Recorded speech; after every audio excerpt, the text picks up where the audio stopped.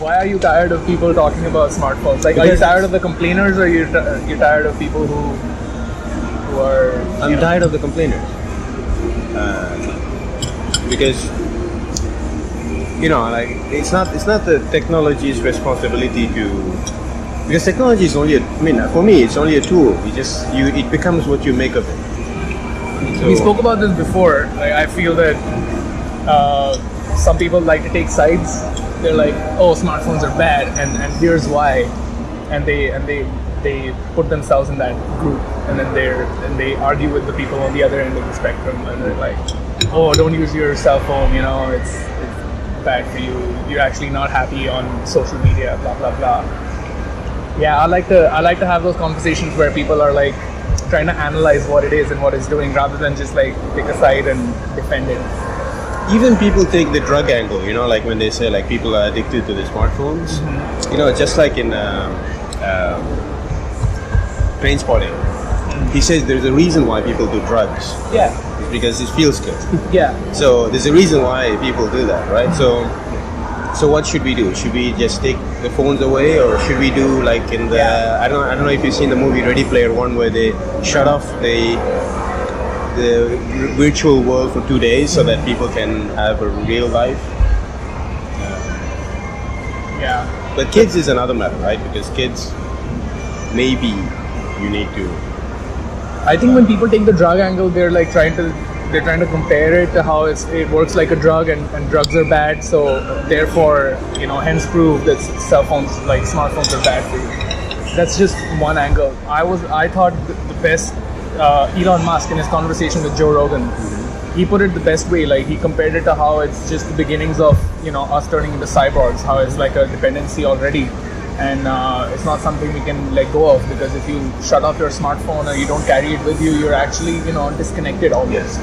So you just extrapolate from there, and in the future we'd be having the same argument of should you carry your cell phone with you or not, or should I have a bionic arm like everyone else or not, right? Because I don't know, tomorrow the doors are going to be so heavy that you're not going to be able to open them if you don't have a cyborg arm, and chicks are not going to dig that. You can't open the door, So yeah. And again, this parallel between the technology or the smartphones and the drugs is that, okay, for example, from a parent's perspective, there's a fear of, like, why are parents scared of drugs? Or why are traditional systems such as family afraid of drugs? Because it will take them away from them, right? And in Sapiens, there's a part where he talks about like we are going away from traditional systems. Like, family is not the only thing that can nourish you. Now you can just go. I mean, look at me. We're in another country, and we eat. Drink coffee. We drink coffee.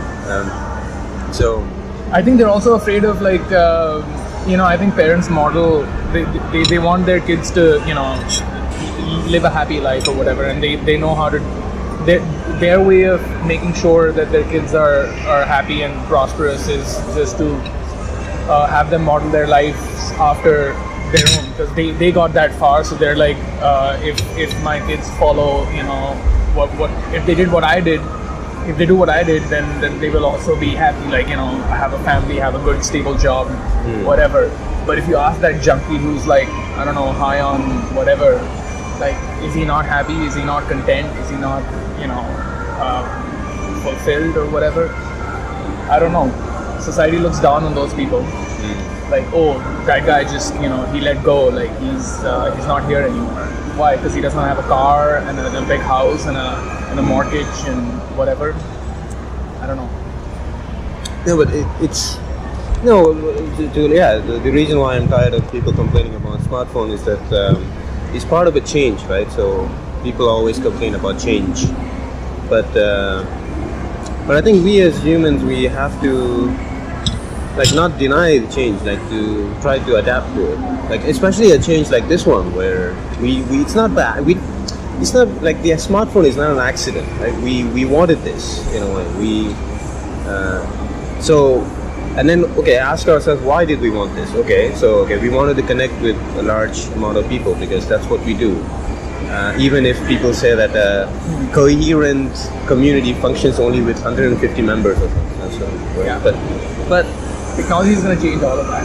yeah, that's what I'm saying. I feel everything that's new, like all the change that happens, it is put through a very sophisticated filtration process, right? Like that's why we have those people who are like, no, cell phones are bad, and then we have those people who are like, maybe they're of some use. Yes. And those two people, they just fight it out, and if that change is actually going to go through, or that technology is going to become a thing, is dependent on which group, not one of them has to win, but both of them are like helping each other to make sure that the technology comes out in a way which is the best for humanity or whatever.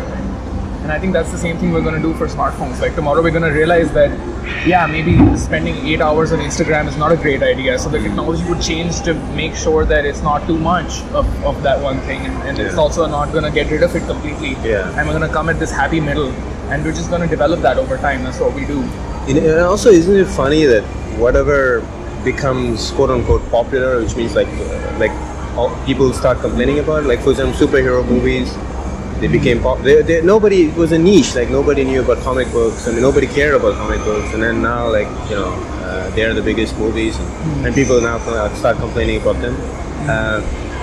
Corporations, like everybody says, oh, corporations are draining people out of their like matrix and stuff, and then you see corporations everywhere. So yeah, I think that's healthy. Like there were a lot of superhero films, right? Now, if there weren't people complaining that superheroes like hit mainstream, right, then there won't be anything stopping all these big production firms to just like churn out random superhero films. And yeah, some superhero films that came out were not that great, right? Yeah, sure. Like Suicide Squad was the shit. Yeah.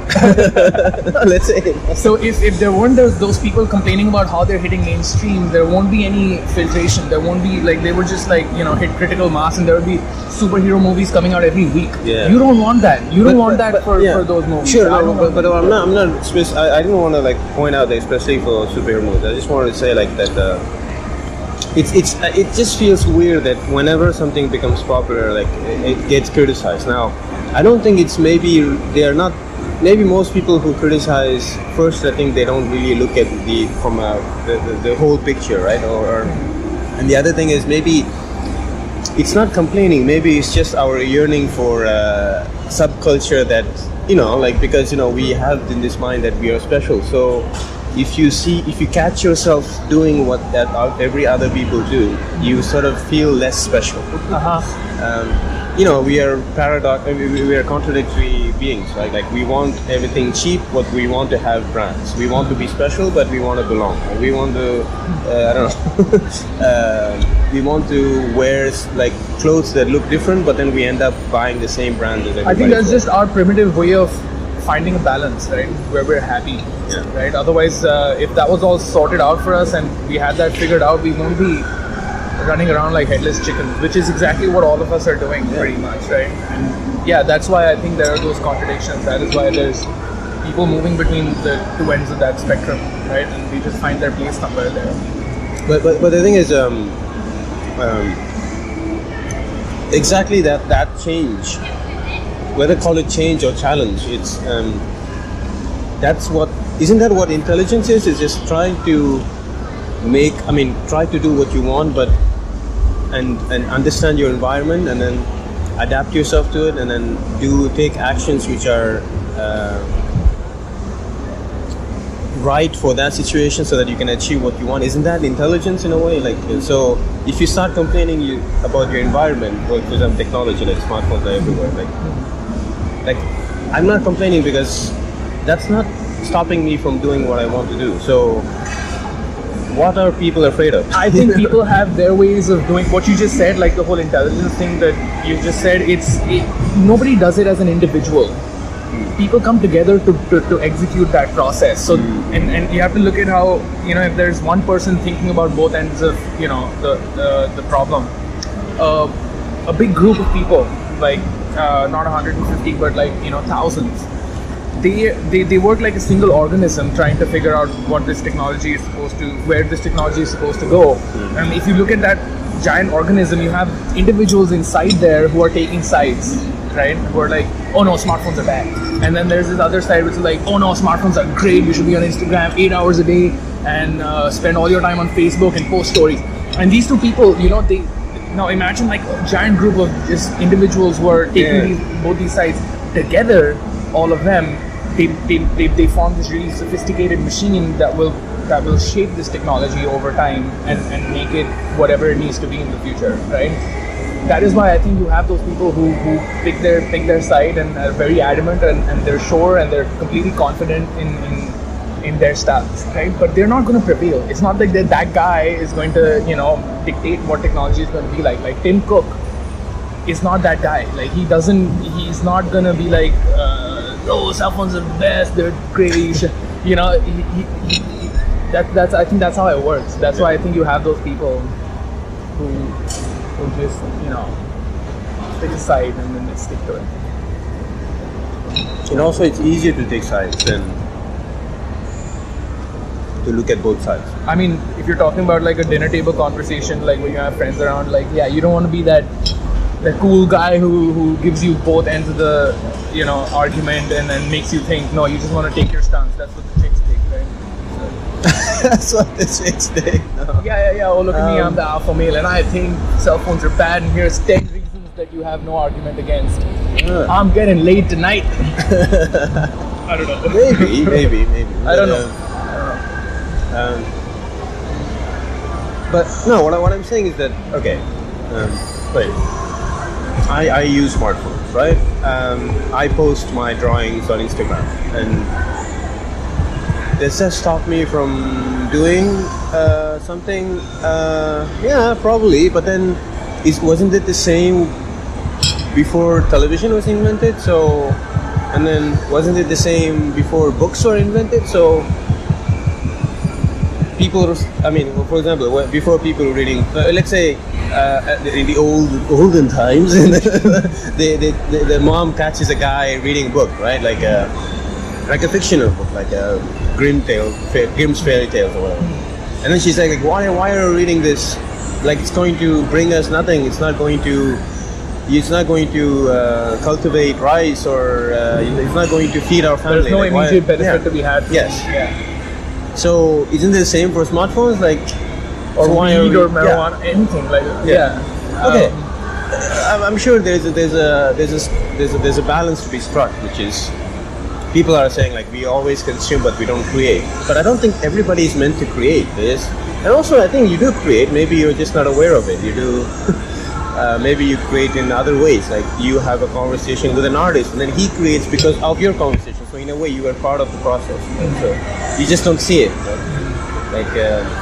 Like how many people killed people without knowing it? Maybe they talked the conversation that talked someone, and then that person talked to another person, and then that person talked to another person, and then it inspired a suicide. You know what I'm saying? So it's Anyway, it's a very holistic way of looking at it, but that makes sense.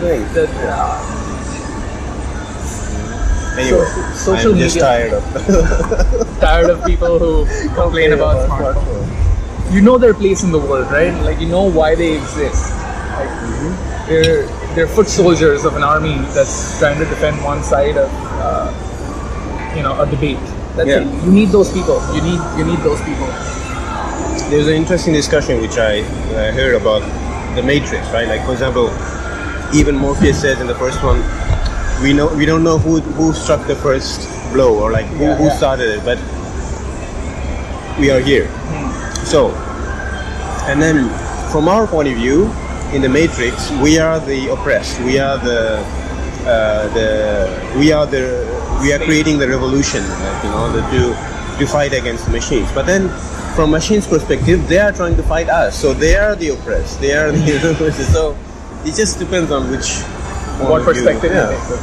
Like if smartphones had, imagine tomorrow smartphones. You stop having friends. Smartphones become your friends. Like they can aren't talk already. They can talk. They can